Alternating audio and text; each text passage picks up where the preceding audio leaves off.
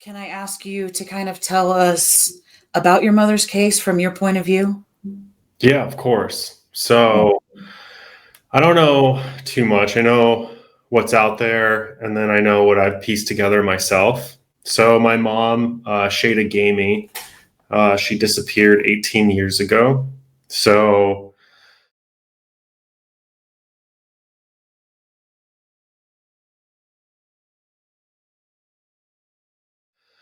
basically, the way I can kind of piece it together is my mom was this amazing person. She was an amazing mother. She was devoted to her family. She was always home, taking care of us, taking care of my dad. And my dad and my mom got divorced. And I don't know exactly what happened, but her behavior started changing. I don't know if it was stress. I don't know if it was mental health.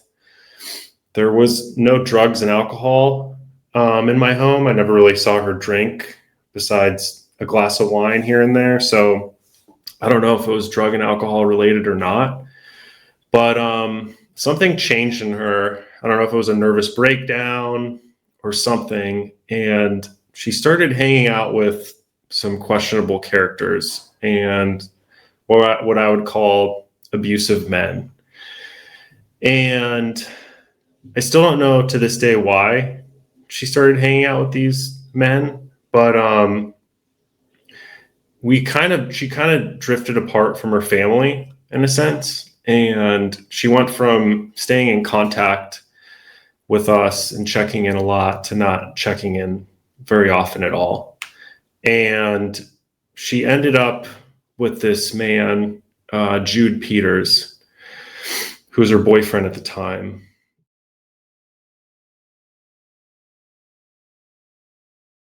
And she was living in a hotel with this man. And one night I got a call from my grandpa that that I needed to call the police. And my mom's really codependent. So she stayed in contact with my grandpa a lot. She didn't have a lot of money at the end of her life. We lived in a pretty decent suburban home. We had everything provided for us. And so for her to end up in a motel or hotel with this guy was just very peculiar. So what town? I'm sorry. What's that? It was in what town? Wheat Ridge, Colorado. Wheat Ridge. Okay. Yeah. I grew up in Greenwood Village, Colorado. So okay. It was 35 minutes northwest of Greenwood Village. And my grandpa called me and he said, "You need to call the police. Something's wrong with your mom." And I was like, "What are you talking about?" And he said, "I think the guy, Jude, killed your mom." And I said, "What do you mean he killed my mom?" He's like, "We've been trying to call her and she won't answer." And you were how old again? I was 22. 22 at the time. Okay. So I was 22. I was working at Red Robin in Highlands Ranch. I was serving tables at the time. And I was on the floor and I told my, boss or whatever, I gotta go make a call. This sounds serious. I just knew something was off at that point. And I called the police and I told them what's going on, and they kind of brushed it off and they're like, "No." And I was, they were like, "No, she'll come back. That's how they are with missing persons. If you look at the data, only 50% of police stations have resources to solve missing persons cases. Wow. And most people, there's 600,000 people that go missing every year, but 80 to 90% are found, but still 120,000 to 100,000 are never seen from again. And I was trying to tell them the context and they weren't listening. So after I got off, I went down to the motel. I didn't know what I was going to do exactly, if I was going to confront the guy or what. I just felt like I needed to go down there. And I started talking to the motel. I don't recall exactly what I said. It was so long ago, but I remember sitting there for hours, just waiting for Jude. Again, I didn't know what I was going to do. And it got late, and I said, it's probably better if I just go home. So a few days later, then I got a call from the detectives, and they said, okay, there's probably foul play here. And they went to the hotel, and she left all her stuff, everything, her cell phone, makeup bag, clothes, everything was left there. My mom would never leave with that stuff, without Sure. that stuff. The only person there was Jude, her boyfriend at the time. And they started investigating, and they found blood droplets in the room, and it confirmed match to my mother's DNA. But what they said was it wasn't enough to indicate there was a fatal injury. I don't know how much was there, but they said it doesn't indicate that she was killed there, or is what I got from it. Right. So that's when the investigation started. My grandpa flew into town. He had stomach cancer at the time, so he was at the end of his life. And I went on the news. We offered a reward. Mm-hmm. And she was never heard from again. We haven't heard a peep from her. The Jude guy, from what I understand, I don't know if he's in Wheat Ridge. I know he's still in Colorado, but Still to this day. He's still in Colorado to this day. He's never been they say he's not a flight risk. They say they're monitoring him, and he's cooperated. He's cooperated with everything except for, I think, a lie detector test. I think he refused the lie detector test, but he, other than that, they said he was checking in with them to see what's going on, updates with the case. I don't know if it's cover or what, but that's basically where the case goes cold. So that's what I know from the situation. I'm still.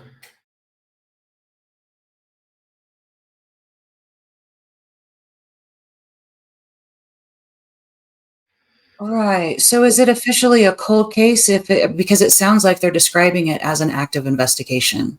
Yeah. So from what I understand, it's still active, but Okay. I hadn't heard anything from them until I called them recently over the last 9 months. In my mind, it was cold because I got no updates, nothing from the detective. So the research that I've done with other investigators, they basically told me it's cold because, I mean, what are they really doing? I don't know if that's accurate or not, but that's how I'm treating it, so.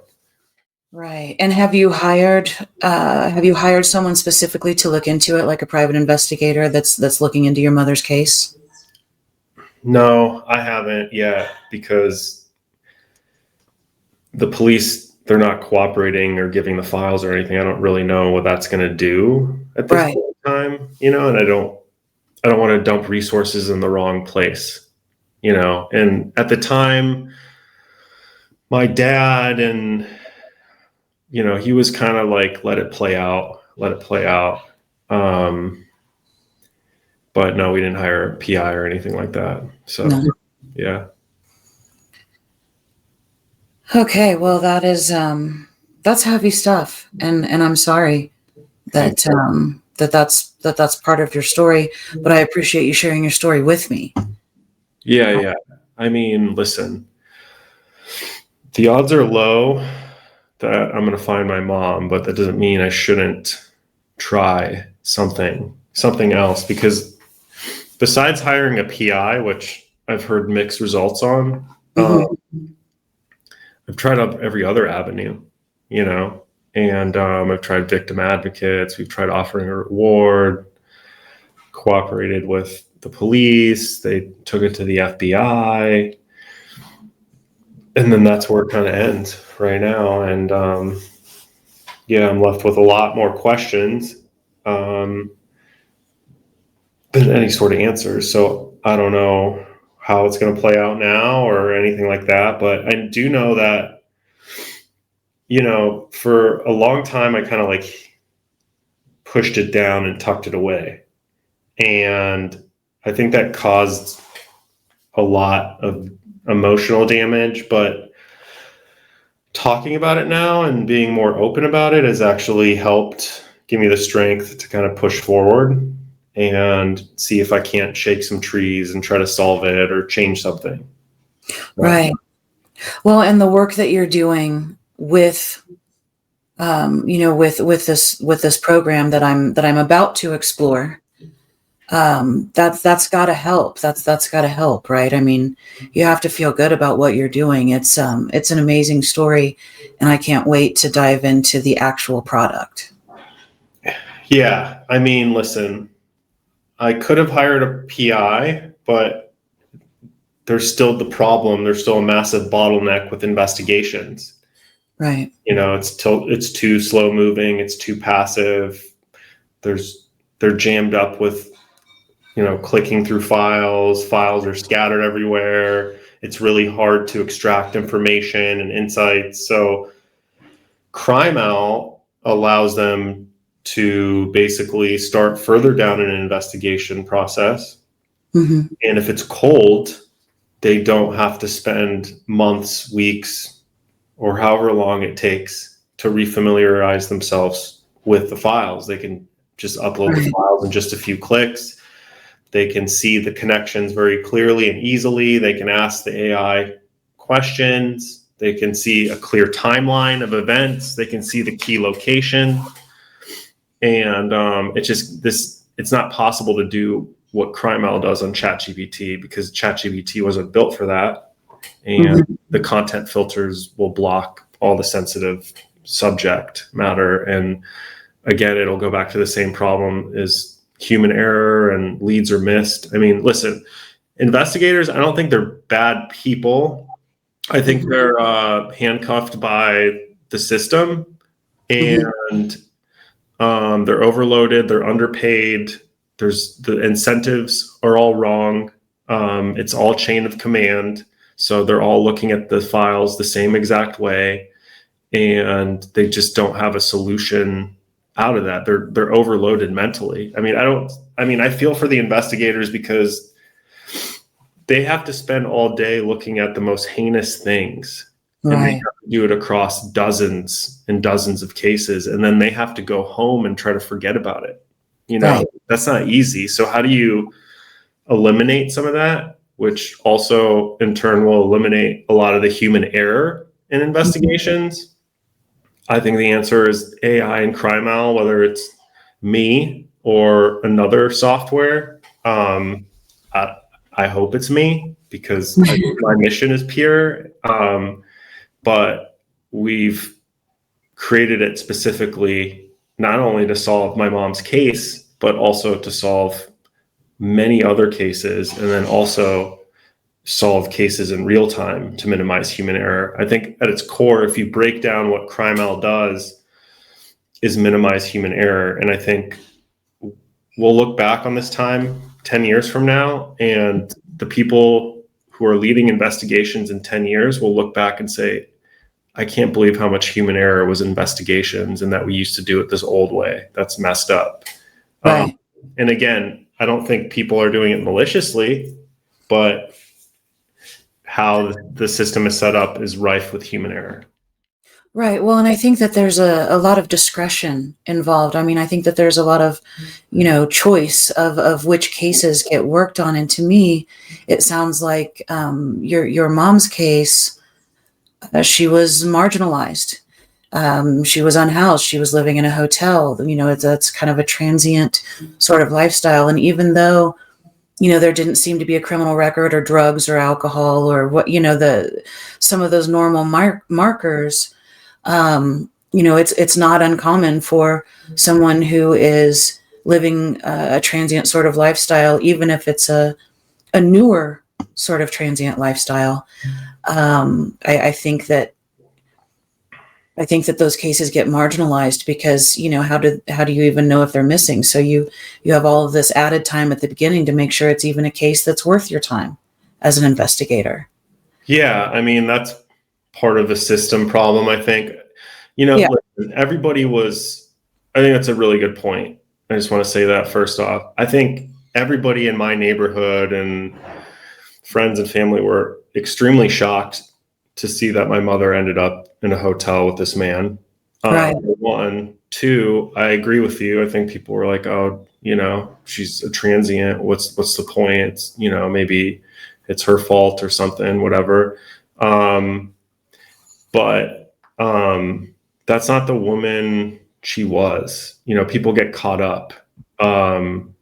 Stuff happens in life. They can turn it around. All that said, I did, when I was talking to one PI and I shared my mom's story with him, one of the first things he said is, "Oh, she was in a hotel living that lifestyle. It's not going to evoke a lot of sympathy." So Right. if you're talking about going to a PI, and it's like, if that's the mindset, then what's the point of going to, hiring a PI if that's one of the prevalent mindsets in the system?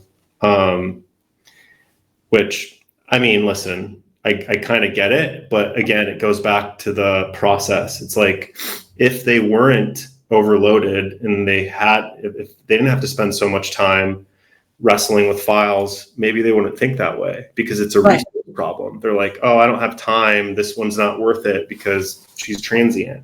What if it's just like, "Hey, this is a case to solve. Let me solve it with AI and move on." It's like, that's what I would like it to get to. Right, which in a strange way actually brings more of a human element to the case. If the case is getting no attention and here comes this software package that gives it this attention, that actually helps, the loved ones such as yourself. Oh, somebody does care enough to run it through this program. They're giving, what I believe is a marginalized victim attention, that she definitely deserves, that you deserve as, a family member. So in that way, it's actually, bringing, less human error, more human emotion. It's just aided with the software package, if that makes any sense. I don't mean to gush. I'm just so excited about this. No, it is. I mean, at the end of the day, it should be, "Hey, I have to pick and choose my battles," to, "Hey, let's solve this and move on to the next one, and then the Right. next one, and the next one." Like, we shouldn't have to pick and choose. Right. It just should be like, let's try to solve this thing. And there is a major human element in it, and that's one thing I do want to make clear is, like, AI can't replace investigators. Investigations are too complex, and on top of that, investigators are the ones gathering the data to feed it into the system. Okay, so you need a human element to solve these cases. AI isn't creative. It doesn't have intuition. It picks up patterns so that you can see them easily, and then the human kind of decides on the direction, the quality, and the taste of the whole thing. Like, if you're a marketer using AI and you're only using AI, you're not correcting it, your marketing is going to be horrible. Right. Same with coding, same with video production. But can the AI help you spot things and make a better marketing campaign, make a better video, make a better product? 100% it can do that. Right. And I think that's an important point. You're not telling the investigator, get out of the way, I'm going to do it myself because, whatever. But this could be such a huge help, and not only in your case, I mean, in so many cases. It's you have to be proud of yourself. Just admit that you're proud of yourself. You have to. Listen, I'm proud that I took the risk. It's a very big risk. It was an even bigger risk when I got started. I think it's starting to get a little bit more validated now. Yeah. But I think my mom would be proud of me. My family, my dad, my sister are proud of me as well. And I don't know how it's all going to turn out, but I'm glad I did it. It just seems like there's a new door opening every single week now. Whereas when we first started, I had to do a lot of convincing. Now I have a lot of people being like, oh, okay, yeah, I get this. Let me try this. Before it was like, hey, I think this can help you with investigations. And I had a lot of doors slam shut in my face. But now I bet you did. Yeah. So I bet you did. Well, this door is open and I can't wait to explore the product. And I'm going to let you go get back to your day. But I know that you're just a phone call away, and I appreciate that. This has suddenly become very important to me. So thank you. Awesome. Thank you so much. Some truths remain hidden, but even in the darkest corners, an unseen eye is always watching. For those who seek answers, the silent wisdom begins to emerge. As understanding dawns, disparate pieces finally connect. And with every revelation, a new era of clarity rises.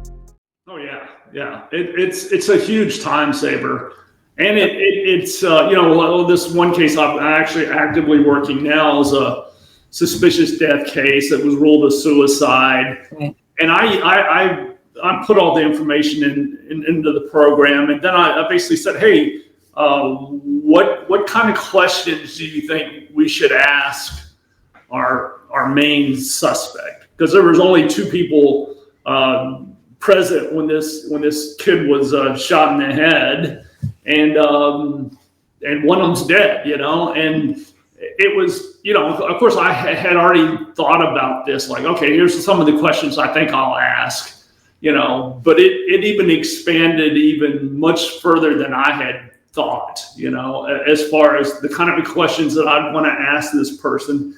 And then I even queried it was like, how, what order would you do this in? I mean, it basically laid out a nice order of like, okay, I'd start with this, which is it validated what I was thinking, but it also gave me some more ideas over and above what I'd already come up with. I think it's going to have a profound impact if more people like Lee use it. And then we have another group of investigators in Utah that are using it for what was declared an accidental drowning, but they think it was actually a murder. And the one of the investigators has only been an investigator for about a year, and she's in her early 20s, and she works for this guy Kevin, and they've been working this case since March, and the family's getting really antsy. And that's when he approached me, and he was like, hey, like, I got permission from the family, and the Utah DA was just like, hey, if you guys give me something, I'll reopen this case. And they're like, we're moving too slow. And now they started uploading the files in CrimeOwl. It's like 20,000 text messages. And just to see her excitement of using the platform and making her job easier, it just like made it all worth it. The investigators are the gatekeepers to the files and the data, right? They're the ones gathering it. So it can't replace them. What it's doing is what Lee's using it for, which is helping him start a lot further down the investigation path and then freeing his mind up so he can ask better questions or work the case more creatively, because he doesn't have to waste his time worrying about clicking through all these files and watching all these videos, wasting hours and hours. But law enforcement, I've talked to them, and it's just like, it's tough to get through to them because they just don't see it yet. They're still kind of worried about, I don't know. The file security, I think, is kind of a bluff, at least from the other investigators I've talked to.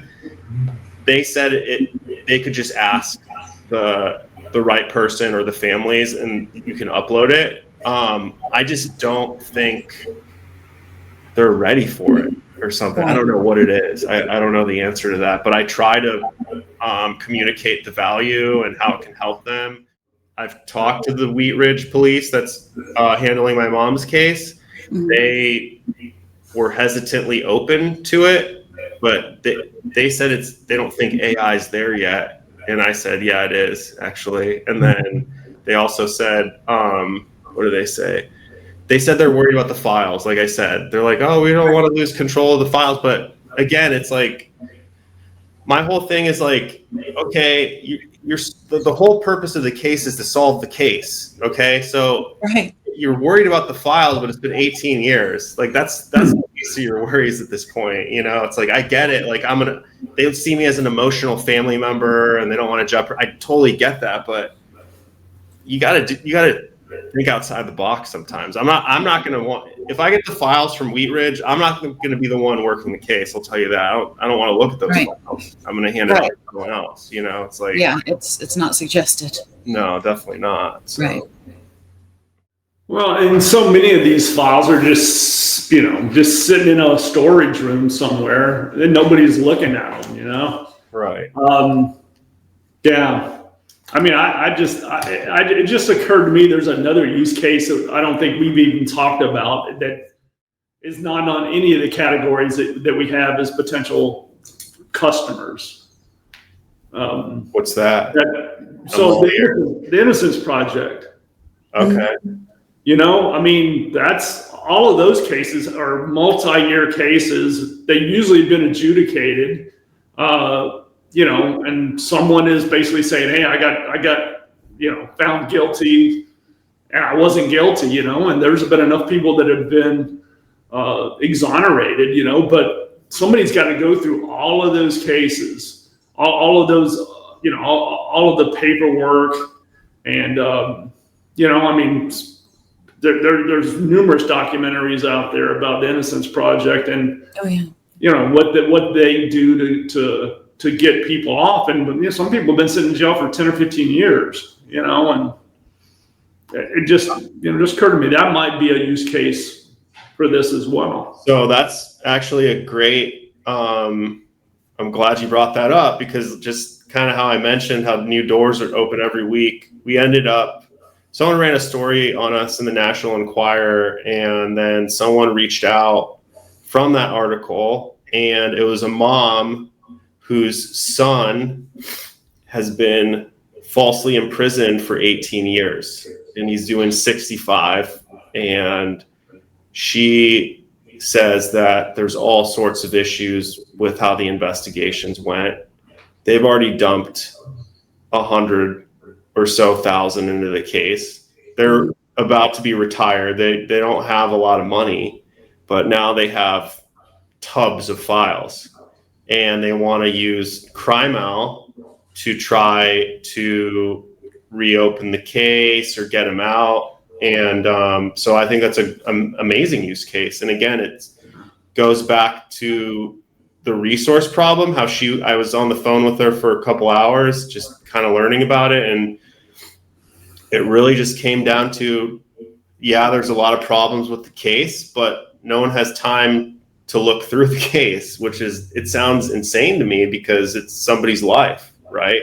Stuck behind bars. So if he truly is innocent and it's just a resource problem, how do you unjam the constraints?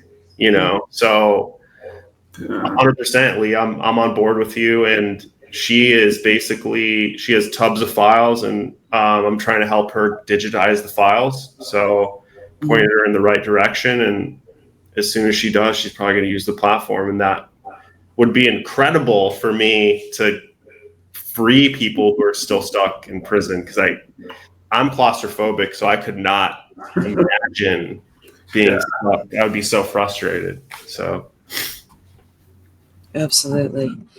When they say that they're afraid of giving you or giving the software access to the files, are they afraid of getting in trouble? I mean, what do you follow up when they're with their file security questions? I mean, how do you? I tell them how secure it is, and I don't have access to the files, and I can't see them working the cases. They just keep saying it'll jeopardize the case, or they're afraid of who controls the files. And I try to tell them every time, it's like, I can't see them. I don't have control of the files. Like, it's on Microsoft. They all use Microsoft Teams. So it's like, I can't be that concerned for the files if they're storing them there. But to answer your question, I don't have a good response to them just yet. I think it's just, that's all I tell them is about the security, and then it kind of fizzles out from there. So, and am I correct in assuming that is the biggest issue with, getting them to take the next step? Or no? Am I wrong about that? I think on the surface it is. I think that's what they say. I don't think that's the biggest issue. I think it's a system problem, personally. I think I don't know what it is. Maybe it's the chain of command. Maybe, Lee, you can shine light on it. I don't know. There's a mindset thing, or a fear, or something, or a worry. I don't know. And I've talked to a few different people who they just can't really answer why. They confuse it with ChatGPT. So they see all the headlines with ChatGPT, and they're like, "Oh, ChatGPT, all my files are ending up on the internet." And I'm like, "No, it's not. It's right. A secure server." So there's some confusion there too. I personally think it's I think investigators, law enforcement specifically, they're about 6 to 12 months behind on the AI adoption curve. That's what I get the feeling for the rest of the public, because they have so much red tape, and they don't know. They just don't want to use it. I think they're just starting to embrace it now. So, yeah. I mean, law enforcement is definitely slow to change on everything. I mean, shockingly so. But then it's been that way for years. I mean, so you just need to, really find some younger investigators, quite honestly, who had grown up with new technologies, and a lot of your cold case stuff that's worked in police departments are older detectives, normally. So those are going to be the last ones that are going to be open-minded to new technologies, because they have that attitude of, well, we've always done it this way. So why do, whether that way it works or not, doesn't matter. It's just like, that mindset of, well, why should we change, So I think, you really we need to really find younger investigators who would embrace it.